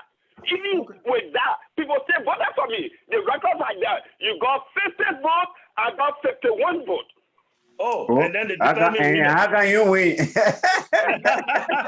you. Because Mr. G, you are there because we have agreed previously that Mr. Hinnah take over. It was an agreement. Mr. Kerry, you are misleading the public that listen to this interview. Honestly, But the Because fights are there. no. The records You are there. are Don't worry. misleading. We are coming on the show. When we are coming, we will bring the fights. Okay. We'll bring the Yeah. documentations. Hold on, We'll bring Mr. the Hinnah. emails. We'll bring Mr. all Kenny. the reading papers. Mr. Kenny, Yeah. hold on. Let me ask a question from one of our viewers, and then I can let you go so we can end this thing. And give me the schedule so that No you. problem. Edward Dose, I'm confused by this caller talking about you. He said, if you did not recognize the organization as illegal, if you recognize, let me put it the other way, if you recognize this administration as legal, why then did you need a board to dissolve an organization that was not legal? Okay. You see? Come again. The question is confusion. What the caller want to hear? I will explain why he want to hear. He said, if Yeah. you did not recognize this organization as illegal, why did you need a board to dissolve an organization that was not legal? Okay, so here is it. We did not say the organization was illegal. We said the leadership that was put in place to lead. When you are given a mandate in any country, when your mandate expire, you are illegitimate. Anything you do is not a void. If I know giving 1 year mandate, you So, stay in power for 3 years, so you are illegitimate leader, running and a legal organization. You are only removed. So the caller should understand the organization was not illegal, but the leadership was illegitimate. Right. So you can remove Thank the you. leadership and still have the organization intact. But it's like you are the organization that Nancy is part of now is like is separate from the one that Leo Johnson is part of. Exactly. No, it's not. Let's see. There is already legislation. They are impersonating. In Canada, you can have two organizations with the same need doing the same activities. You know that. Okay. So they are not doing the right thing. We have only one legal and legitimate flag in Canada. And that's why the professor is heading as president. What these guys are doing is impersonating and watch for where they will soon stop. No, what They I'm have to saying is, change that need and form a new group. well, what I'm saying is you could just replace Francis without replacing the entire organization. Mm-hmm. That's what we did. We replaced him. He refused to remove, but yet he started impersonating. That's where the problem from. All right. No. Thank you. What Thank you so authority much. did he use? Thank you so much. You will have your time to come and then we The can. authority of the board, legally established board. The board are Thank asking you. to take their names out. Thank you. Somebody behind Thank you. you. Thank you, Mr. Kelly. Mr. John? All right. Mr. John? Let's conclude this thing now. Yeah, Mr. John, just for your next caller coming. Mr. All right. Go ahead. No, I was just trying to tell you that when Mr. Kelly and his group decided to form the board that he's talking about, all of the names that they put on the document, called them to ask them to remove their names from the document. And I have the meaning. Before you interview them, I will send you some of these records so that you can have in your possession to ask questions. The meaning from the convention that elected me has nothing like a 1 year mandate inside. And I'm glad that he came on the show to confuse himself from the question you asked yet. You know, we had a gentleman agreement, but yet we had an election. He won 51 and I won 50, and they made me president. How credible is that? Is that possible? On my watch. On my watch, then I should be held in contempt. Yeah, I know. But thank you. You have done a great service for Canadian Liberians in Canada today. If people were confused, they have a very clear picture of what kind of people we are dealing with right now in Canada. Thank you so much, and I appreciate it. Before we end this, I just want to ask you, because most of the time these groups is we don't do a lot of work. Yeah. It's all confusion. So yes. Starting from today, I know you are not the leadership now. Yeah. What are you going to do? Is it as of today? What are you going to do moving forward? Are you open up to any peace talk with this group? Are you going to change your name? Are you going to fight over this name? What are some of the development things that you're going to do in the community? Let me start with Mr. Wright. who is in leadership now, who's representing his community. I tell you, I think you started with a rap person because I was just about to tell you, say, that man is an ordinary Liberian right now, and he has no federal position, even though he's our former interim. We respect him for that. Yes. So we as regional vice president, as you know, just before I answer that, let me just, you asked a very good question to Caddy. So you have problem with Hinnah. You changed Hinnah because you don't want him there. What happened with the structure of the organization? What happened to your regional vice president? You throw them away too? But anyway, we'll come back to that. Yes. So the question is, yeah, you're right. So what we're going to do is this. The impasse have been existing 1 year before the elections. We have always been open for dialogue. We've caused several dialogues. I drove 3 hours to go to Kishinev to have a dialogue with them. Caddy was not in sight. Nobody could speak for them. McCarthy, on the other hand, was speaking, but when he was on the phone while we were at the conference center there. Then he's telling me that he's speaking in his capacity as leader for his organization, not speaking as the group disgruntled. So I said, but who's going to speak on Caddy's on behalf? Caddy is not here. You guys put no cards on the table. So yes, we're open for dialogue. When I say open for dialogue with all Liberians here, right?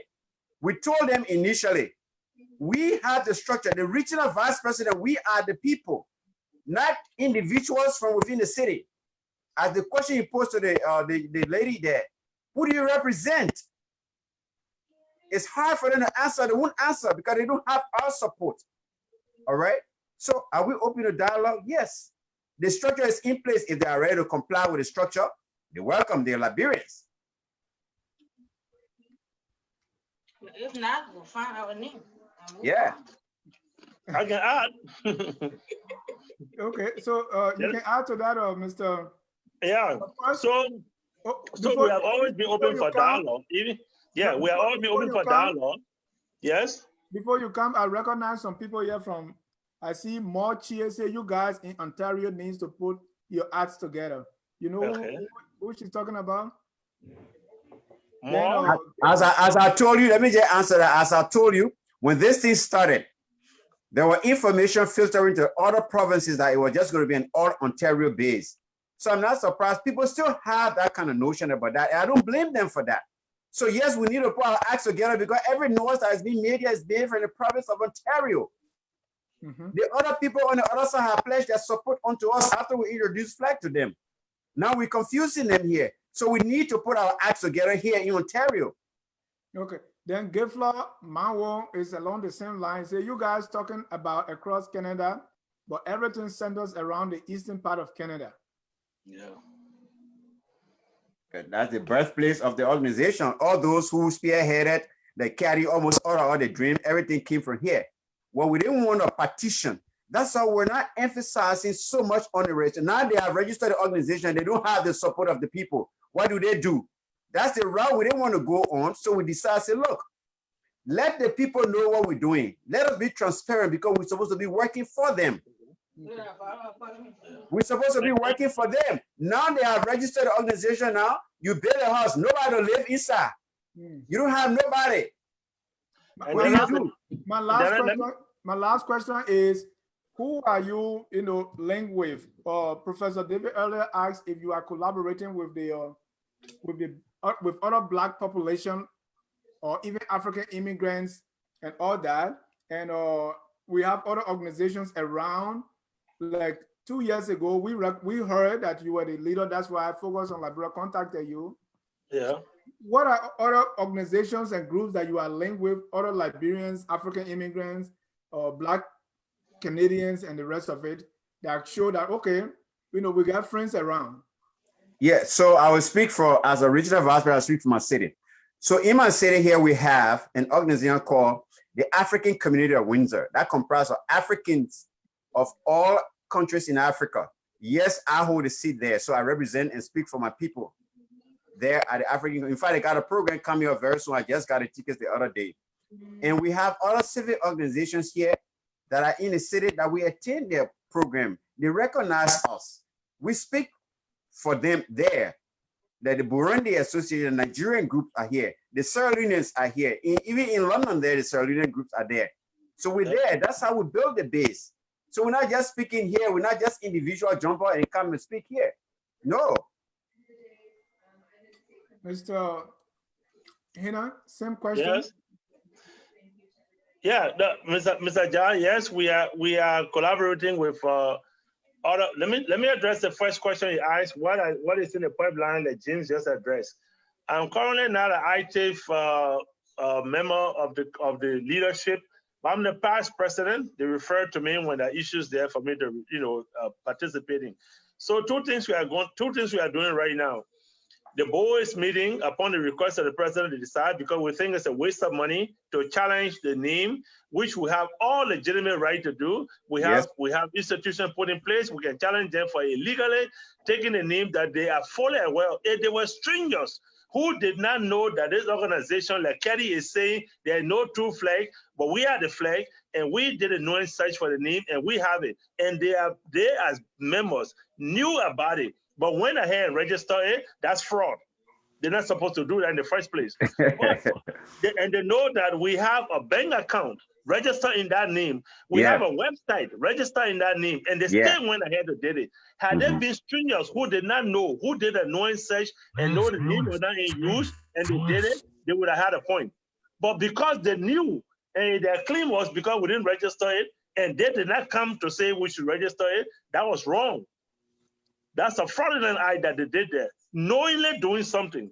So what if the president was advised me, what we'll do right now is to ask the board of directors that represent communities across Canada to vote on a name that we can register and have a new name for the organization with the same members that are inside. Secondly, if I had gone to work, in fact, that was one of the reasons I had difficulties when I was going around the western coast of Canada.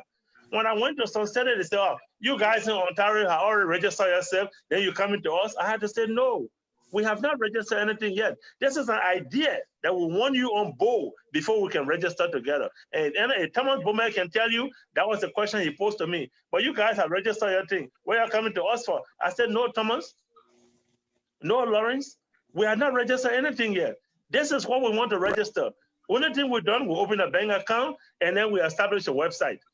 So with you on board, with your board of directors, we can register together with your names on it. And that's what Kelly and other people, not in leadership, they don't know. They had an ulterior motive. Yes, that's what I said from the beginning. They had an ulterior motive to register this thing and do something, which I know they did. They will come and explain it. Yeah, they will come and explain it. They better do that. If the president asks my opinion, I will advise them to go ahead, let the board approve a name, and we'll register it, and we'll move ahead and forget about this fight. That will be my advice to them. Thank you. Let me hear let's conclude this. Just the final words, and then we'll be rounding this up. I want to appreciate you guys' time so much. We are Liberians, so we need to talk these things. Dr. Formula once said, our mom that I'm gone. No. So, to talk it and to go fight. Yeah. So your final comments so we can close. Thank you, Mr. Jah. I'm making an appeal to Liberians in Canada. All of you know, Francis Hinnah know me, that whenever someone cry in this community, I was there to cry with you. If someone was happy, I was there to share the joy with you. The community leaders across Canada, Mr. Wanley and Mr. Wright, and all of those across Canada, my appeal to you tonight is to work with Mr. Johnson. Work with Leo.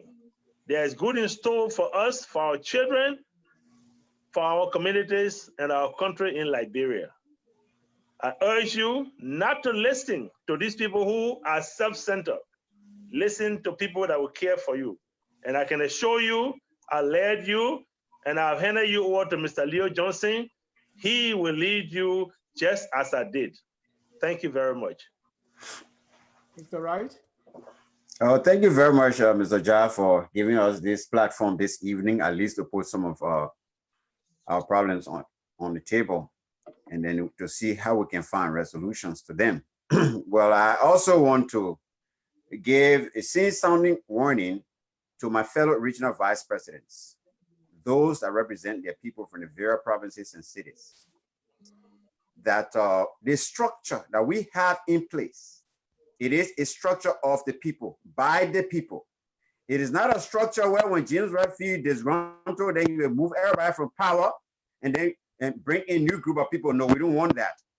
We want the voice of the majority to always be heard, and we are on good footing. And for those that are out there yet, that are still in formulation or still kind of hesitant, I say join on board with us. We have a good structure that will work for our people. We got good people and serious people in place. So I want to thank you very much. We're on course and we can do better when we work together. We are Liberia is our home. Liberia people. Liberia is all we want. Liberia is all we want.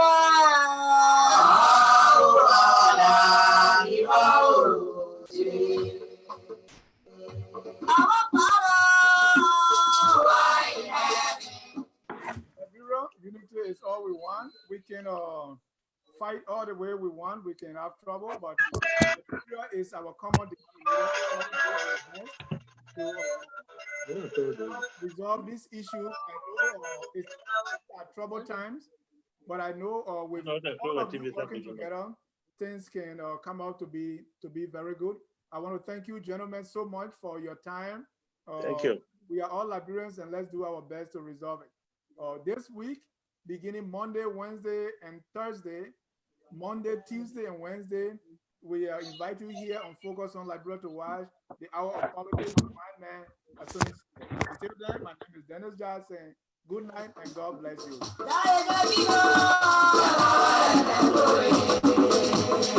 you.